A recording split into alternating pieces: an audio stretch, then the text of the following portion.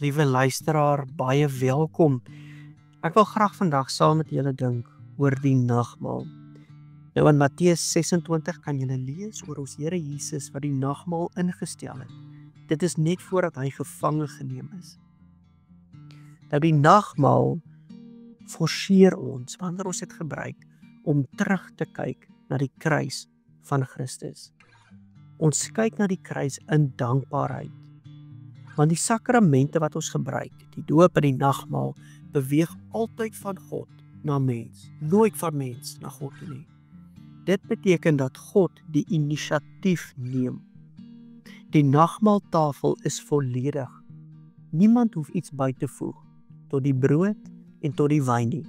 Dit is volledige tekens van ons Here se liggaam wat vir ons gebreek het. Dit wil sê hy wat ons sondes op hom geneem het en ons Here se bloed wat vir ons gevloei het, omdat hy die oordeel oor sonde vir ons gedra het.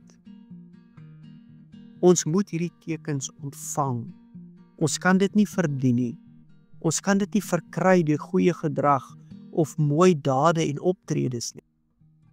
Ons kan dit bloot ontvang en mekaar help om te onthou, mekaar herinner waaroor dit gaan. Christus as die kern, Christosentriese tekens. Ons offer wat ons kan bring.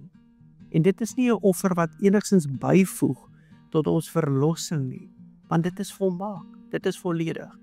Maar die offer wat ons bring is 'n respons, 'n reaksie op dit wat Jesus reeds voltooi het. En dit is die offer van dankbaarheid. Om bloot te ontvang wat die Here uit genade en liefde en loutere goedheid vir ons beskikbaar gemaak het. 'n Nuwe lewe in en deur hom.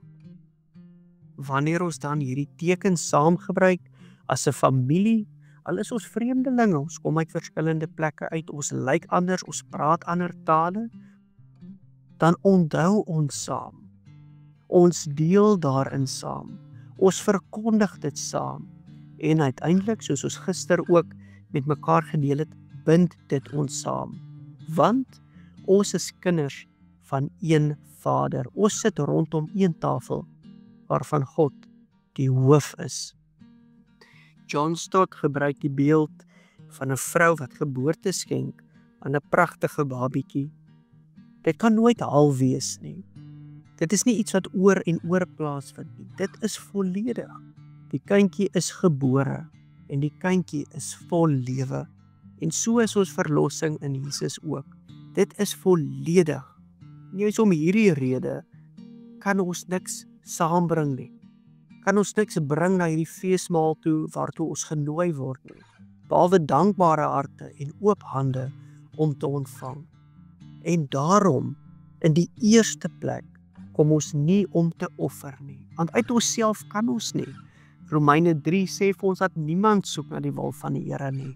En dan Romeine 8, slegs deur die Heilige Gees wat in ons woon, roep ons uit Abba Vader. Ons kom in die eerste plek om te ontvang. Here, ons is afhanklik van die genade en die goedheid. Dankie Here, dat U vir ons die nuwe lewe geskenk het en vir ons hierdie teken sakramente gegee het, sodat ons dit kan onthou, daarin kan dink, dit kan glo en dit kan leef. Amen.